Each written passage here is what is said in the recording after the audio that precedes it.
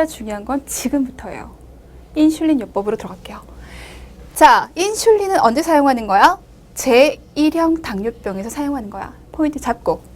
식사요법, 운동요법, 혈당 강화제로도 조절이 되지 않은 제2형 당뇨병. 제2형 당뇨병의 기본적인 치료는 혈당 강화제를 먹는 거예요. 얘를 먹어서 치료하려고 했으나 잘 조절되지 않았어. 인슐린이 그만큼 잘 적용을 못했어. 인슐린 줘야지. 자, 고삼투성 혼수, 당뇨병성 케톤산증, 인슐린이 제대로 된 역할을 하지 못해서 생명의 위협을 가지고 오는 상황입니다. 당연히 인슐린 줘야 돼요. 자, 심한 스트레스, 수술이나 감염, 심한 외상, 심근경색증, 급성뇌졸중, 이것이 동반한 제2형 당뇨병.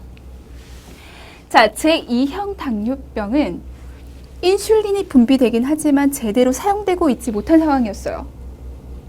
상대적으로 인슐린의 수치가 낮아져 있는 상황이라고요. 근데 있잖아요. 이런 심한 스트레스 상황에서는 고혈당이 되죠. 스트레스 호르몬 막막 나와서 지금 네 몸에 비상 상황이야. 비상 상황이라고? 그럼 네 몸에 있는 세포들이 모두 잘 일할 수 있도록 얘네한테 에너지원 줘야지. 얘네가 에너지원으로 뭐 쓰는데? 당 써. 야, 그러면 네 몸에 저장되어 있는 당 다 끄집어내. 고혈당 상황을 만들어요. 자, 고혈당 상황을 만들었는데 이 혈당 속에 혈액 속에 많은 당이 세포에게 전달이 되냐 안 되냐? 안 돼. 왜? 제2형 당뇨병이라서. 그럼 다시 문제가 되잖아요. 이렇게. 자, 심한 만성 합병증이 동반된 경우, 간, 신기능 부전이 동반된 경우, 심한 고혈당과 이에 따른 증상, 혈당 강화제에 대한 부작용이 발생한 경우, 식사요법에 반응이 없는 임신성 당뇨병인 경우에 인슐린을 사용할 수 있다. 인슐린은 인슐린이 필요할 때 넣어주면 돼.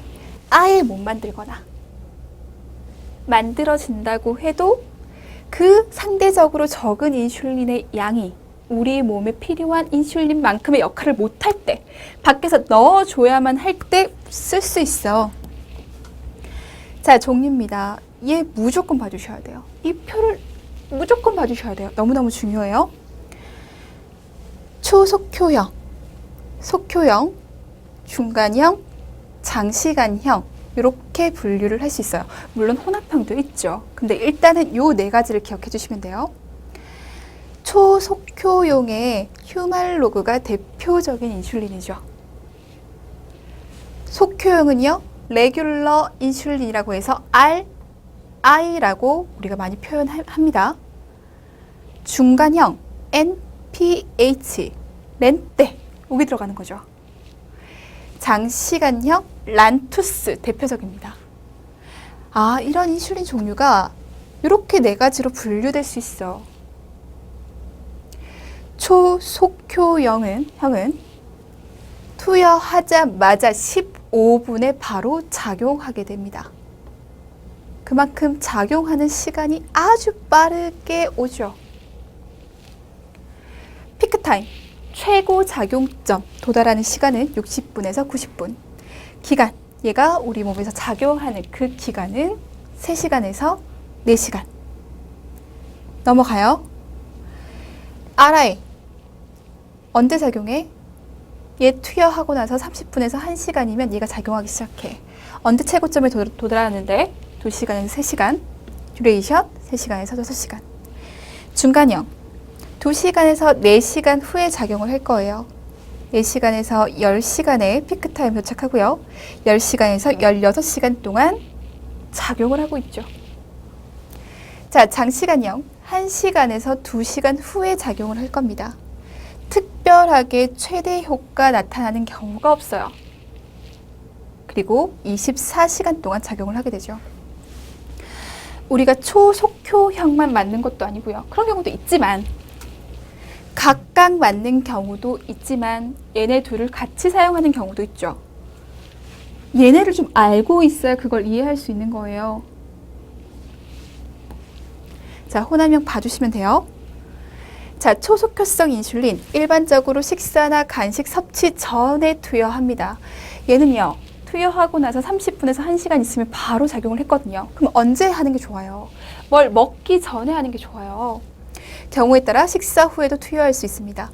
자, 빠르게 작용하기 때문에 저혈당을 예방하기 위해서 식사나 간식 섭취 시기와 가깝게 투여해야 합니다. 인슐린 요법 얘기를 할 거면 무조건 저혈당과 묶어서 생각하셔야 돼요. 얘의 가장 큰 부작용이 저혈당이거든요. 자, 속효성 인슐린 RI입니다. 식사 30분에서 45분 전에 투여를 할 거예요.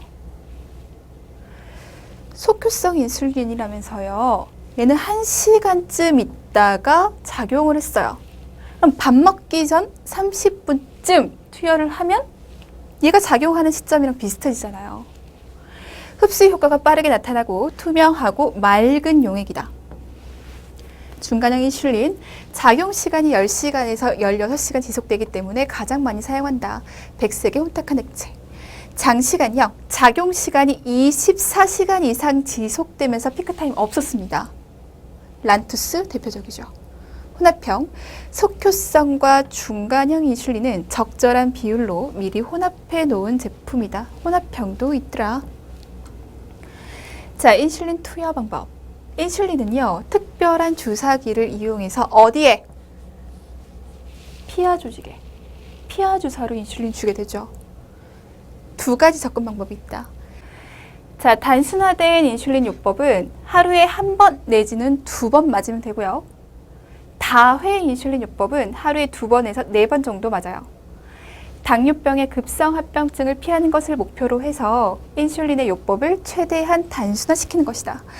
최대한으로 나타날 수 있는 합병증만 피하고 어느 정도 당만 맞춰주자, 혈당만 맞춰주자. 대상자는 보통 정상보다 높은 혈당이 나타난다. 주로 질병의 말기에 있는 대상자나 자가간호 능력이 제한된 병약한 노인, 자가 관리를 할 수 없거나 할 의지가 없는 대상자에게 사용하는 방법이다. 잘 하지도 못하고요. 의지도 없어요. 그런 사람에게 4번씩 맞으세요 하는 거 불가능하죠. 그런 경우에는 최소한 만큼의 당을 맞춰주기 위해서, 혈당을 유지하기 위해서 단순화된 인슐린 요법을 사용한다. 다회 인슐린 요법은요, 좀 더 복잡한 인슐린 요법을 이용해서 가능한 정상 혈당에 가깝게 혈당을 조절해서 만성적인 당뇨병성 합병증의 진전을 막거나 그 속도를 맞춘다. 최악의 상황을 피해서 적절하게 맞춰주자. 얘는 정상 가까이로 맞춰주자. 대상자가 자신의 식사량, 활동량, 혈당을 적절하게 유지하는 데 필요한 변화에 따라서 매일 인슐린 투여량을 조절할 수 있다. 내가 밥을 얼마나 먹었는지에 따라서 혈당의 수치가 달라지죠. 내가 운동을 얼만큼 할 건지에 따라서, 했는지에 따라서 혈당이 달라져요. 그럼 그 상황에 맞게끔 내가 밥을 먹기 전이나 운동을 하기 전이나 그 상황에 맞게끔 체크해보고 정상 수치에 가까워지려면 내가 얼마만큼의 인슐린을 맞아야 돼. 그때 계산을 해서 하루 2번에서 4번까지 맞는 겁니다. 단순화된 그리고 다회 인슐린 요법. 자, 하루 2회 인슐린 주사요법, 속효성 인슐린이나 초속효성 인슐린을 중간형 인슐린과 혼합해서 아침 식사 전과 저녁 식사 전에 투여한다. 이렇게 2번 줄 거예요. 빠르게 작용을 하면서 16시간 이상 계속 작용을 하는 것과 같이 주는 거죠. 그럼 아침에 맞았어. 저녁이 될 때까지 중간형 인슐린이 역할을 하는 겁니다. 얘는요, 아침과 저녁 식사 후에 혈당이 오를 때 최고 효과를 나타내면서 중간형 인슐린은 기본 인슐린을 제공한다. 기본적으로 깔고 가면서 최고 효과가 나타날 수 있는 그 상황에 속효성 인슐린 주는 거예요. 자, RI는요, 나중에 최고 효과에 이르게 되고, 그리고 그리 높지 않다. 왜냐면 초속효성 인슐린을 점심에 투여되지 않기 때문에 NPH가 점심 후에 혈당을 낮추도록 한다. 초속효성 인슐린은 또는 속효성 인슐린은 나중에 최고 효과에 이르면서 최고 효과는 그리 높지 않다. 초속효성 인슐린은 점심에 투여되지 않는다. 점심 후에는 뭐가 작용한다? 얘가 작용을 한다. 반복돼서 얘기하는 겁니다. 자, 이를 잘 이용하면 제1형 당뇨병 대상자가 적절하게 혈당을 조절할 수 있다. 하루 3번, 아침 식사 전에 중간형과 함께 속효성 주는 거예요. 또는 초속효성을 주는 겁니다. 저녁 식사 전에 속효성이나 초속효성 인슐린을 줄 거예요. 그리고 잠자기 전에 NPH를 투여합니다. 자, 보세요. 아침 식사 전에 중간형과 함께 얘는 기본적으로 계속 가지고 간다고 했어요. 그러면서 속효성, 초속효성 인슐린을 줘요.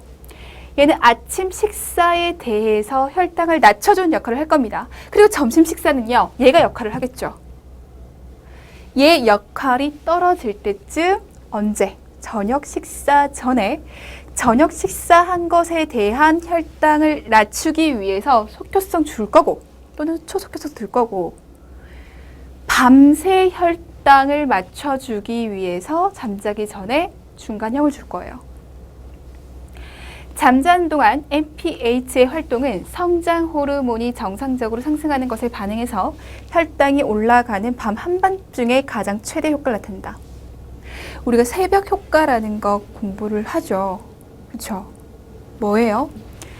정상적으로 성장 호르몬이라는 것이 분비돼. 성장 호르몬이라고 하는 것은 당을 끌어내는 역할을 하거든. 당을 끌어내는 역할을 하면서 당이 이렇게 올라가게 돼 있어. 이게 새벽 현상이에요. 얘를 치료하려고, 얘를 막기 위해서 뭐 준다고요? NPH 준다고요. 깨어있는 상태에서 공복 시 혈당이 높은 사람이 좋다. 깨어있는 상황에서 일어났을 때, 요때 혈당이 높은 사람, 요렇게 인슐린을 주는 것이 좋다. 자, 4회 인슐린 주사요법. 아침 식사와 잠잘 때 NPH를 투여하고 초속효성이나 속효성 인슐린은 각각 식사 전에 식전 인슐린 투여는 식후 저혈당 감소시키는 데 도움을 준다. NPH는 기본적인 인슐린을 제공한다. 얘는 그냥 깔고 가는 애예요. 최대 효과와 그 작용으로 인해 대상자에게 저혈당을 빠지게 할 수 있다. 장기형 인슐린과 같이 최대 효과가 없는 인슐린은 더 좋은 기본 인슐린량을 제공한다. 얘보다 훨씬 더 깔고 가는 데 좋죠. 얘는 피크 타임이 없으니까. 이 요법은 식사 전에 장기형 인슐린을 초속효성 인슐린과 혼합해서 사용하는 것은 금물이라고 합니다. 자, 대상자에게 자가 혈당 측정의 결과를 따라 인슐린 투여량을 조절하도록 교육한다. 그래서 뭘 맞추겠다는 거예요? 정상적인 혈당을 맞추겠다는 거죠. 이는 대상자가 운동, 식사 시간, 음식 종류에 따라 융통성 있게 조절할 수 있도록 해준다. 그래서 4번 맞을 겁니다. 얘와 얘는 혼합해서 사용하지 않고 융통 있게 사용할 수 있고 깔고 가는 호르몬들, 깔고 가는 인슐린들 이렇게 봐주시면서 하루 4회 인슐린 주사요법입니다. 자, 주사 부위 선정해야겠죠. 주요 주사 부위는요, 복부, 팔, 허벅지가 사용될 수 있습니다. 얘가 피하 주사로 들어가야 되거든요. 복부는 매일 돌아가면서 위치를 바꿔줘야 돼요. 계속적으로 위치 바꿔줘야 되겠죠. 숫자 써진 것대로. 주사 부위를 전신에 걸쳐 회전하는 것은 지방 조직의 국소적인 변화를 예방하는 것이다. 국소적인 변화가 생기면 약물이 흡수된다, 안 된다? 약물이 흡수가 되지 않는다. 인슐린의 흡수 속도를 일정하게 유지하기 위해서 주사 부위를 회전하는 것보다 한 부위에 이용 가능한 곳을 모두 주사한 다음 부위로 옮기는다. 여기 1번, 여기 2번, 여기 3번 이렇게 회전시키지 말고 한 부위에서 회전시킬 수 있는 만큼 다 회전한 다음에 다음 부위로 넘어가라 이 얘기입니다. 자, 부위를 옮길 때는 그 전 주사 부위에서 1에서 2cm 떨어진 곳에서 주사하고 회전법의 일반적인 원칙으로 2에서 3주 동안 같은 곳에 한 번 이상 주사하지 않도록 합니다. 왜? 국소적인 변화가 나타날 수 있어서. 자, 운동을 하려고 할 때 사지에 주사하지 않아요. 운동을 하려고 할 때 팔이나 허벅지에 주게 되면 어떻게 돼요? 근육이 움직이면서 오히려 인슐린의 흡수 속도가 빨라지게 되죠. 흡수 속도가 생각보다 너무너무 빨라졌어. 그렇다면 합병증인 저혈당이 빠질 수 있습니다. 자, 주사 방법. 인슐린을 주사할 때는 주사바늘을 꽂는 방법 여러 가지가 있습니다. 피부를 펴서, 피부를 짚어서, 그리고 45도에서 90도 각도로 넣는 방법 등. 피부를 집어서 바늘을 꽂을 경우에 반드시 피하 조직 내로 주사해야 된다. 피하 주사라고 얘기했어요. 피하 조직 내에 너무 얕게 주사하거나 근육 내에 너무 깊게 주사하는 경우 인슐린의 흡수율에 영향을 주게 된다. 근육에 들어가서는 안 됩니다.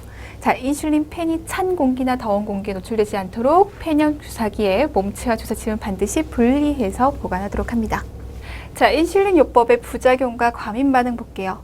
자, 알러지 반응 나타날 수 있어요. 가려움, 발적, 주사 부위에 타는 듯한 느낌, 국소적인 반응으로 나타날 수 있겠죠. 전신성 반응이 나타날 수 있는데 두드러기, 과민성 샥이 나타날 수 있어. 그렇지만 대부분은 국소적으로 나타날 수 있다는 거. 자, 저혈당이라고 하는 부작용 너무너무 중요합니다. 너무너무 심각하고요. 그에 따른 관리 방법까지 여러분들이 잘 기억해 주셔야 돼요. 우리는요, 식이와 운동과 인슐린이 균형을 이루어야 한다라고 얘기했거든요. 식이, 밥을 많이 먹었어요. 그렇다면 인슐린도 다 같이 올라가야죠. 운동 많이 했어요. 인슐린 수치 내려가야죠. 얘랑 얘랑은 비례관계, 얘랑 얘랑은 반비례관계죠. 보세요. 인슐린을 과다 투여했어요. 인슐린은요, 당을 낮추는 역할을 할 거예요. 근데 인슐린을 많이 투여했다면서요. 그럼 당이 우리가 원하는 효과보다 더 많이 떨어지겠죠. 이 경우가 무슨 경우? 저혈당 경우. 식사 시간이 늦어지거나 식사량이 부족했어요. 식사량이 부족한 경우에 인슐린 수치 같이 떨어져야 됩니다. 인슐린 수치 같이 적어져야 된다고요. 근데 원래 용량대로 줬어. 그럼 불균형이 나타났어요. 과도한 운동, 과다하게 운동했어요? 그럼 인슐린 적게 줘야 되죠. 근데 원래대로 줬어. 그럼 당연히 저혈당 나타나죠. 과다 음주, 혈당 강화제 복용 시 처리될 수 있습니다. 만약 혼수 상태에 이르게 되면 응급 조치가 필요하죠. 지방의 위축증과 지방 비후증, 같은 부위에 계속 주사하게 될 경우 그 부위가 움푹 들어가 함몰되는 지방 위축증을 일으키거나 반대로 주사 부위에 지방 합성이 작용이 일어나서 지방 비후증이 유발될 수 있다. 위축되거나 비호될 수 있다. 주사 부위를 돌려가며 주사하게 되면 이를 예방할 수 있고 지방 비후증이 생긴 경우 6개월 이상 그 부위에 주사하지 않으면 없어질 수 있다. 비호된 조직에는 인슐린이 정상적으로 흡수되지 않게 된다. 그럼 불균형이 나타날 가능성이 더 높죠. 그만큼 부작용이 나타날 가능성이 높다. 자, 소모기 현상, 새벽 현상과 묶어서 비교해서 잘 기억해 두셔야 됩니다. 자, 저혈당 반응과 고혈당 시기가 특징적으로 변화하는 반응을 보인다. 쉽게 그려보자면 이 반응이 소모기 현상이라고 볼 수 있어요. 자, 과다하게 인슐린을 투여했어요. 과다하게 인슐린을 투여했으면 그만큼 당이 떨어지죠. 혈당이 저하돼요. 혈당이 떨어지고 있어. 그럼 우리 몸은요, 보상작용이라고 하는 것이 일어나요. 맞춰주고 싶거든요. 급성 저혈당에 대한 반응으로서 카테콜라민, 코티졸, 성장 호르몬이 분비됩니다. 얘네가 뭐 하는 애들? 당을 끌어내는 애들. 얘네가 당을 끌어내다 보니 반동적으로 고혈당이 되는 거죠. 인슐린이 과다 투여됐어. 인슐린이 과다 투여되니까 당이 점차적으로 떨어지더라. 당이 떨어졌어. 우리 몸에서 급성 저혈당에 대한 반응으로 카테콜라민, 코티졸, 성장 호르몬 분비됐어. 뭐 하는 애들? 당 끌어내는 애들. 당을 끌어내다 보니까 반동적으로 오히려 고혈당이 됐어. 이러한 모습을 보이는 게 바로 소모기 현상입니다. 소모기 현상의 증상과 징후는 보통 저혈당 증상과 관련이 있어. 저혈당 증상과 관련이 있어. 여기 얘기하는 거예요. 새벽에 혈당이 60 이하가 되고 야간 저혈당에 대한 반동으로 흔히 밤에 식은땀이 나고 악몽을 꾸며 아침에 일어날 때 머리가 아프다. 이때는 저혈당 증상을 보이다가 일어나기 전에는 고혈당 증세를 보이는 거죠. 소모기 현상이 의심되면 인슐린 용량을 줄이거나, 왜 인슐린 용량을 줄여요? 원인이 인슐린이 과다 투여돼서 그런 거였잖아요. 그러면 얘를 줄여주면 되죠. 얘를 줄여주거나 아니면 밤늦게 간식을 먹어줌으로 인해서 얘가 많았어? 인슐린이 많았어? 그럼 식사량도 같이 올려주면 돼요. 비례관계라고 했잖아요. 올려주면 돼요. 밤늦게 먹어줘. 먹어줌으로 인해서 요 현상을 막을 수 있어. 얘의 치료는 저혈당을 유발하는 인슐린 용량을 감소시키는 게 좋겠어요. 됐죠? 소모기 현상은 과다하게 인슐린 넣어줘서 저혈당 됐다가 고혈당 되는 거다. 그렇기 때문에 여기를 해결해주면 되겠다. 자, 새벽 현상. 새벽 3시까지는요, 혈당이 정상인데 그 이후에 증가하기 시작합니다. 새벽 현상이 이러한 모습, 자, 소모기 현상이 이러한 모습을 보였다면 새벽 현상은 이런 모습을 보이는 거예요. 혈당이 정상적으로 유지되고 있다가 그 이후부터 슬금슬금 증가가 되기 시작합니다. 이 현상은 일형 당뇨병 대상자에게서 성장 호르몬이 밤중에 분비되기 때문에 초래됩니다. 뭐가 분비된다고요? 성장 호르몬이 분비된다고요. 성장 호르몬은요, 당을 끄집어내는 역할을 한다고 했어요. 당을 끄집어내면서 고혈당이 됐어요. 새벽 현상. 성장 호르몬은 인슐린의 필요량을 증가시킵니다. 당 끄집어내니까 그만큼 당을 집어넣어 줄 수 있는 인슐린의 필요량은 증가되겠죠. 그러므로 인슐린 부족이나 소모기 현상과는 분명하게 구분이 되어야 된다. 인슐린이 부족해서 생기는 거 아니었어. 성장 호르몬 때문에 생기는 거야. 구분하시라고요. 소모기 현상과 새벽 현상은 자체가 다릅니다. 일어날 때 고혈당이 되는 것 빼고는. 자, 새벽 고혈당을 규명하기 위해서 자기 전 새벽 3시 잠에 깰 때 혈당을 측정한다. 정상이다가 고혈당이 되어야겠죠. 이에 대한 치료는 인슐린의 용량을 증가시켜야 돼요. 왜? 요 시기가 됐을 때 인슐린이 작용해서 혈당을 낮춰줄 수 있어야 되니까. 그렇기 때문에 인슐린 용량을 증가시킵니다. 자, 인슐린 자가주사 교육. 여러분이 학교에 가시면 아시겠지만 소아당뇨 겪고 있는 애들이 굉장히 많아요. 소아당뇨 갖고 있는 애들이 되게 많아요. 그 애들을 관리해 주셔야 되는 분들이 여러분입니다. 당연히 교육해 줄 수 있는 이런 부분에 대해서는 준비를 좀 해두셔야 돼요. 자, 인슐린 투여를 위한 준비. 처방된 인슐린 형태와 약병을 확인하고 인슐린의 농도, 유효기간, 인슐린 모양을 관찰합니다. 주의! 상온의 인슐린이죠. 상온의 인슐린을 준비한다. 차가운 인슐린을 투여할 경우 피부에 변화를 일으킬 가능성이 있기 때문에 냉장고에 둔 인슐린이라면 투여하기 몇 시간 전에 꺼내 두셔야 돼요. 자, 인슐린 투여 농도에 맞는 주사기를 사용하고요. 혼탁한 인슐린은 약물 빼기 전에 완전히 섞일 수 있도록 손바닥 사이에 병을 놓고 굴려서 섞도록 하고 흔들지 않아야 한다. 굴려라. 막 이렇게 섞다 보면 공기방울 생기고 그러면 정확한 용량을 뽑아내는 것이 힘들다.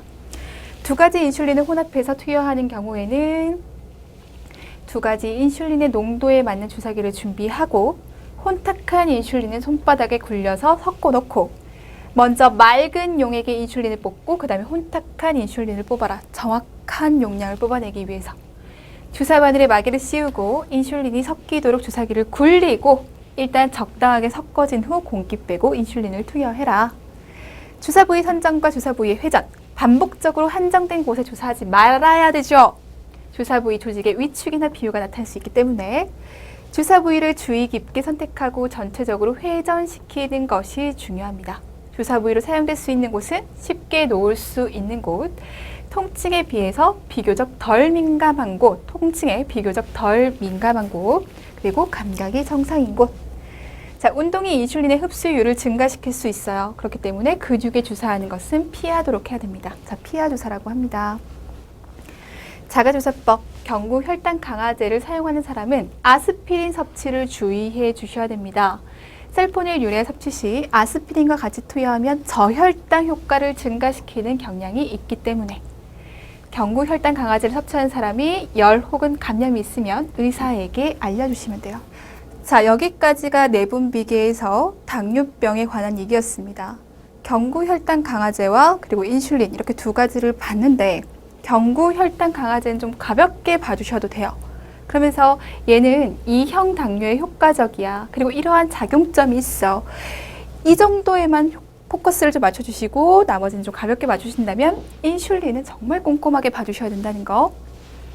분류부터 확실하게 해주셔야 돼요. 얘가 어떤 인슐린에 속하는지, 초속효성인지, 속효성인지, 중간형인지, 장시간형인지, 작용점, 그리고 피크 시점, 듀레이션까지 좀 구분해서 기억을 해 두시고, 그래서 이 인슐린을 맞는 사람들에게 나타날 수 있는 부작용이라던가 교육 내용이라던가 이런 것들은 꼼꼼하게 봐주셔야 됩니다. 자, 인슐린 정리 잘 해주셔야 돼요. 점점 기출 빈도 높아지고 있습니다. 자, 당뇨는 언제나 A급. 정리 잘 하시고 다음 시간에 뵙도록 하겠습니다. 수고하셨습니다.